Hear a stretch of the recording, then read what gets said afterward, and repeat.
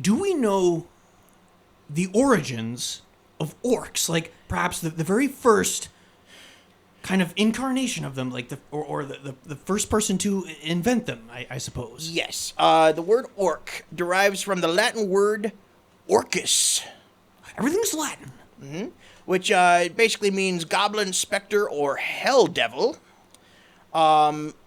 Basically, they were orcs and goblins have been kind of synonymous with each other throughout the ages, up to J.R.R. Tolkien, who actually made the distinction in the Lord of the Rings books. In The Hobbit, they were one and the same. They were the same, contrary to a lot of belief. But if you actually go through the actual book and the actual addendums that he made the split between goblins and orcs in the actual Lord of the Rings books. Well, I suppose in The Hobbit, now we're getting real nerdy here. In The Hobbit, they go to Goblin Town. I actually don't remember any mention of orcs. So they say orc too? I don't remember. Maybe they use orc a couple times, but it's used interchangeably. Okay, because I've gone over the book. I've read the book several times, and I suppose it just didn't resonate. It kind of just passed over my head because I'm a huge fan of the films and whatnot, so I just assumed and I guess it doesn't matter anyway at this point, because you can kind of read the book and still realize that that they're two different things at that point. Yes, as well. Yep. So that was kind of a retcon that he did, almost, in a sense. Wow. But orcs have been used as far back as in the old Anglo-Saxon. There was a translation of like hell devil for hell devil, which was interchangeable with orcos or orcus.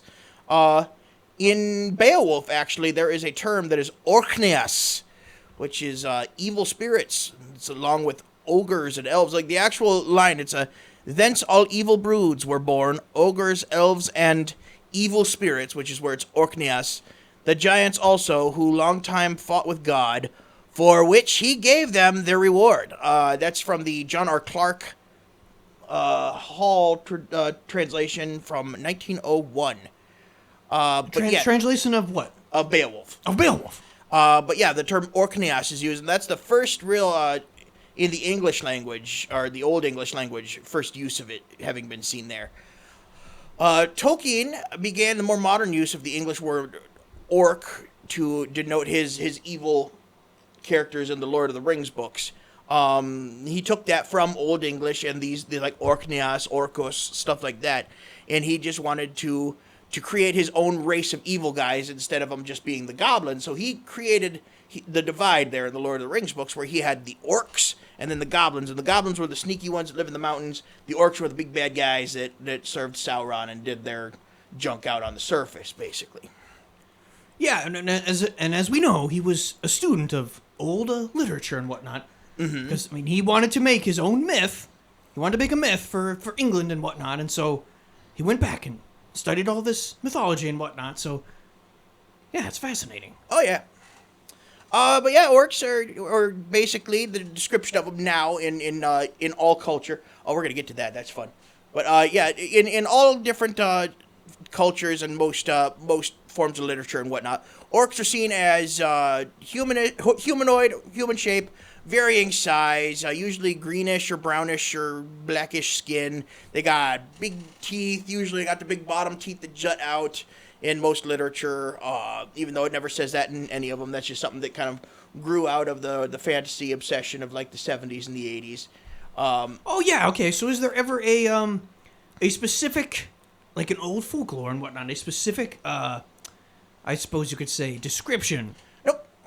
So no description of, like, Nope. Same with goblins. They were just kind of this thing, just like a creepy little thing, and they have slowly over time solidified into a version that is uniformly recognized. Just like elves. Elves never really got much of a description in the Lord of the Rings books. They were just seen as, beautiful and lithe and light-loving, and they loved starlight, stuff like that. But now it's, you think elf, you think tall, skinny, beautiful supermodel with pointy ears and blonde hair. Yeah, or you could do the 1970s, I forget who did that, but the 1970s Hobbit film. Oh yeah, where they're blue and they got the stars. Well, they're gray. Yeah. Basically made them, the wood elves, I suppose. The Mirkwood elves were all kind of gray. And that was their sort of interpretation of it, I guess, but...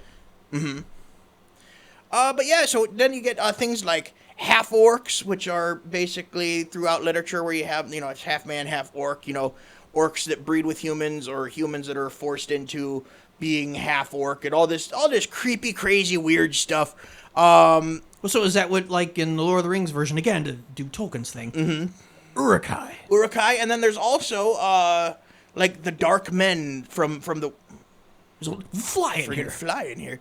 But yeah, the Dark Men from the West that come in and they do, like, the spying work and everything, they're often suggested as being half orc in a lot of the different, like, side books that he did, like all the different other stuff where he ran out of room, so he wrote other books explaining his previous books and whatnot, the addendums and the appendices. And oh, yeah. Yeah, all the stuff that his son Christopher spent his entire life publishing, all that unpublished stuff. Yep. Half-orcs appear in The Lord of the Rings, created by interbreeding of orcs and men. They were able to go in sunlight, unlike most of the other orcs, which are actually afraid of sunlight in the books. But the sly southerner in The Fellowship of the Rings looks more than half like a goblin. So that's what I was just talking about, where it's like you got that one character from The Lord of the Rings in The Fellowship of the Ring. He is, he's one of the spies that's sent out to look for them. I can't remember exactly when. There's even an orc that in the Return of the King, the orc that's put in charge of the army, the big lumpy looking one. The film version. He was based around Harvey Weinstein. Yeah, and I remember that. Do you want to tell the story? Because it is funny. Yeah. So in with Peter Jackson, basically, I don't know all of it, but basically Jackson was rather upset with Weinstein for some reason or another, and modeled the horrible looking, nasty, lumpy orc after him. Yeah, go ahead. Go ahead and tackle that one, originally the films were being financed by the Weinstein Company originally, like Miramax and whatnot. Yeah, and so which I believe he did own. So and eventually the financing went over to Time Warner, of course, and then we got the beautiful masterpieces that are the Lord of the Rings trilogy and the extended versions and all that stuff. But yeah, so he was kind of pissed at Weinstein for whatever reason. It didn't work out, and so he designed the what was that character's name? It was a made up character for the film. It's but they understood they needed a general. Roshnock or something like that. Yeah, like they needed a general on the ground, and it was actually played by the same actor that also did some of the other. I think I want to say Lurtz, but I don't think that's correct. Was it the guy who played Lurtz as well? I can't remember. The big Uruk-hai in the Fellowship that kills Boromir. That kills Boromir, yeah. That was Lurtz, yes? No. Yeah. I believe so. Yes. Leave us in the comments. Yeah, tell us if we're wrong. We're pretty sure. We're huge Lord of the Rings nerds. Lord of the Rings nerds. We're tired. We can't think of everything. But yeah, so we got, let's see here. But yeah, so from Tolkien, who basically popularized the use of orcs in literature, some other authors did go and take that even further. They took it in their own stuff. Hold on, let me get past all my Tolkien stuff here. Well, yeah, because in other fiction here. So a little bit of background here. So there were orcs, or goblins, so to speak, in ancient. We're talking about ancient folklore and whatnot. Mm-hmm. And then eventually, so Lord of the Rings were published in even like the 50s, I believe. So The Hobbit was in the 30s. Mm-hmm. And then Lord of the Rings, I think the last one was published in the 50s. Yes. And he sort of reinvigorated the orc type of thing. Yes. That created the Renaissance of fantasy writing, basically.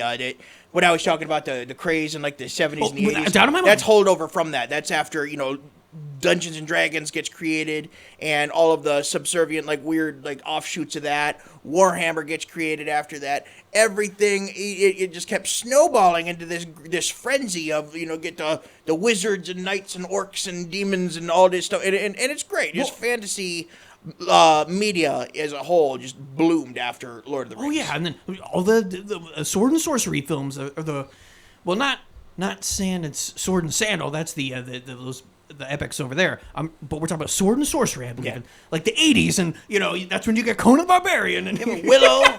Oh, Willow! I love Willow. Willow's fun. Willow's a fun movie. I've still not seen Willow. Oh, dude, we got to get you to watch Willow. I've seen all the Conan, all the Conans, even the new one with. It's not great, but it's a lot of fun. Oh, Conan's Actually, I really enjoy the first film. I think it's Conan- kind of legit. Conan's fun, yeah. Conan. Oh, you're talking about Willow. Yeah, I was talking about Willow. Oh, is that? I heard that's it. It's like it's a classic It's somehow. decent. It's a cult classic. Yeah, it's a lot of Well, fun. the dude that plays Willow has a long history in Warwick Davis. Star Wars. Yeah. Warwick Davis is fantastic. Yep. He also Anyway, so played orcs. Flitwick. He played Professor Flitwick in Harry Potter movies. Oh yeah, he's still gets around.